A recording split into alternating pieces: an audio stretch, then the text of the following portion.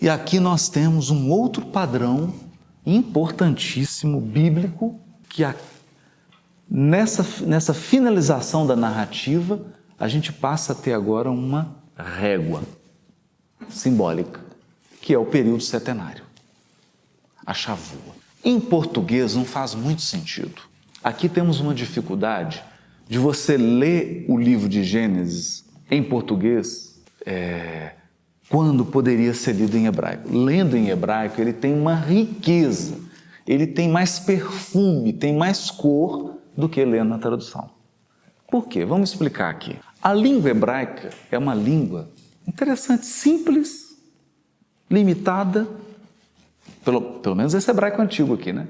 Não hoje o hebraico moderno que incorporou um tanto de língua, tem um vocabulário como o nosso, mas o hebraico antigo é uma língua limitada, um vocabulário limitado, uma sintaxe limitada, é uma língua limitada. Todas as palavras derivam de verbos e os verbos são feitos de 3 consoantes. Então você tem um radical, que são 3 consoantes, e todas as palavras da família derivam daquele radical. Como é que é o processo de derivação? Acrescentar vogais. Acrescentar vogais. Então, por exemplo, homem, ish, mulher, ishá. Põe um azinho. O radical é o mesmo. Sete, shevet. Semana, shavua. Só mudei as vogais. Sábado, shavat. Ou shabat. É o sábado. É a mesma coisa. Se você lê e o texto... Olha, agora, isso aqui que é bonito. Aqui que é bonito. Porque o texto antigo, eles não colocavam vogal. Só colocava consoante. Aí você lê e fala, mas como é que eu vou saber se é sábado, se é semana ou se é 7? Pelo contexto. E pela tradição oral. E pela tradição oral. Porque o texto só tinha consoante, não tinha vogal. Então você olhava. As mesmas consoantes para 7, para semana e para sábado, você vai falar, o que é? O que o texto está falando aqui? Por isso tem um caso clássico de um gentio que procurou Hilel, o avô de Gamaliel, e pediu para ele ensinar a Torá a ele. Aí ele ensinou. E esse discípulo era assim atrevido, ele falou assim, olha, eu quero que você me ensine, mas eu não acredito nesse negócio de tradição oral, não. A gente pode aprender sozinho. Aí o Hilel falou, então vamos. Abre aí o texto. Só tinha consoante, né? Aí ele ensinou para ele uma leitura. No outro dia, o Hilel falou assim, abre o texto, era o mesmo texto. E ensinou tudo diferente. Aí ele falou, mas isso aqui é tudo diferente do que você falou. Ele falou, mas não cabe? Cabe. Eu só não mudei as vogais? Mudei. Então não precisa de tradição oral, você pode aprender sozinho. Deu um checkmate no discípulo, né? Gentil. Ou seja, estava querendo dizer para ele que o texto era só uma referência. Era a tradição oral que guardava a leitura apropriada do texto. A leitura e as dezenas de interpretações, porque eles adoram várias interpretações e não uma, né? Então essa ideia nossa ocidental de toda a verdade, o texto de estudo, isso é coisa não tem sentido. Né? Na época não tem o menor sentido isso. Então aqui é importante porque quando a gente vai falar de semana, de 7, de sábado, é a mesma coisa. Nós estamos falando de um padrão cíclico que vai ser utilizado em toda a Bíblia. E como o livro de Gênesis é o livro dos primórdios, é o livro dos padrões, é o livro dos paradigmas, aqui nós temos mais um, o paradigma setenário, ou a equação da chavua, o 7.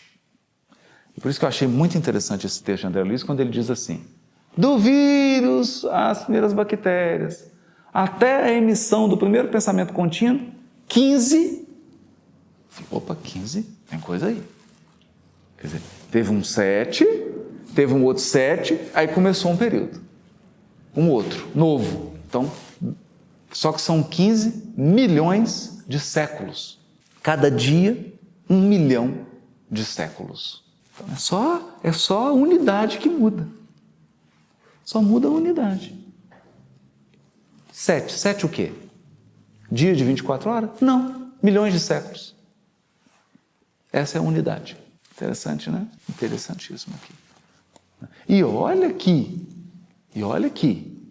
Esses 15 milhões de séculos representam para nós aqui só o quinto dia e parte do sexto. Então o ciclo da criação aqui é uma coisa maior ainda. Maior ainda. Então é bonito isso, né? Naquela ideia de que todo ciclo contém outros menores do que ele e está contido em outros maiores do que ele. Então toda vez que eu dou um ciclo, ele tem que conter outros menores e está dentro de outros maiores. Por isso o padrão setenário é um padrão... É como se fosse um Fibonacci, né?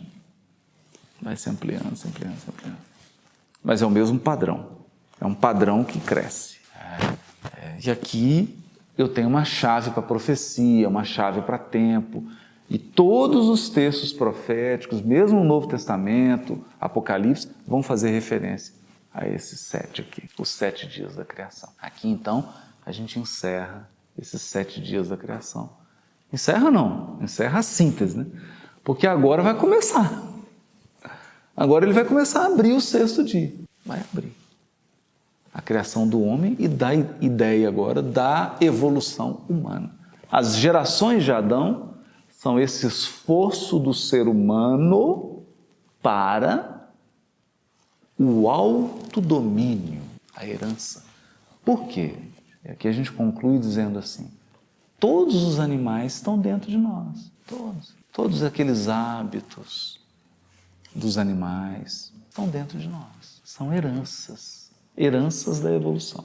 Então, o espírito retrograda, não, porque ele não perde aquisição, mas do ponto de vista comportamental, ele degrada, ele deteriora. Você pode se animalizar completamente, perder todas as suas referências humanas e se tornar uma fera mais bestial do que a fera mais feroz, porque a fera, por mais feroz que ela seja, ela atua segundo instintos. Então, você não vê o leão caçando 24 horas. Então, o leão tem os momentos dele ali de ferocidade e tem um momento que ele está deitado, está brincando, está correndo. Agora, você pode encontrar um ser humano que 24 horas ele é uma fera bestial. Está sempre com as mandíbulas triturando tudo que ele encontra 24 horas por dia. Então, ele deteriora, é mais perigoso. Ele degrada. Por quê? Porque ele recupera arquivos, faz o download e instala no sistema operacional. Não, agora não você é ser humano, não. Agora você é jacaré. E assim vai. E assim vai. Em todos os níveis.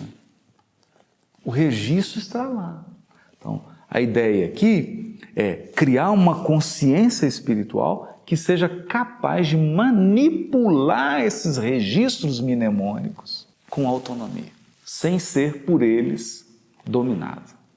Quer dizer, dominar sobre os animais, sobre os répteis, etc. E é tão bonito isso porque esse tema vai ser desenvolvido. Eu estou trabalhando isso aqui porque ele vai ser desenvolvido. Qual que é o tema da tentação ou do teste de Adão? É a serpente, é um réptil. Aí voltou na temática. Vinha uma ordem dominar sobre os répteis. E quem que dominou Adão? O réptil, Adão e Eva. Foram dominados por um réptil. Essa é a história das quedas morais, das nossas fragilidades morais. Nós somos dominados por heranças evolutivas, multimilenárias, que dizem respeito ao nosso estágio, que vai dos vírus, das primeiras bactérias, ao sílex, ao homem primata. Está tudo aí dentro da gente, né? Tudo dentro da gente. Ou seja, para resumir bem, a arca de Noé somos nós. Aquela história de construir uma arca, para colocar um princípio ativo e um princípio passivo de cada espécie, esse é o nosso psiquismo. E por que colocou um macho e uma fêmea? Porque se reproduz, o padrão se reproduz.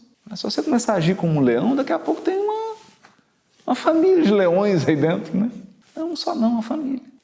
São energias psíquicas que se expandem. Porque o processo é dinâmico, ele se reproduz. Então, a arca de Noé somos nós.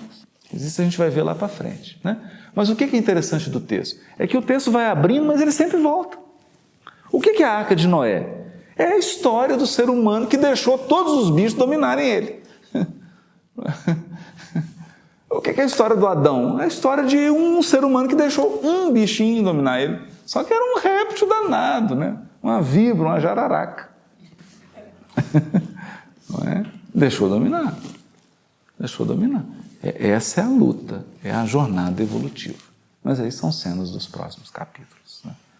Vamos fazer a nossa prece. Nós vamos...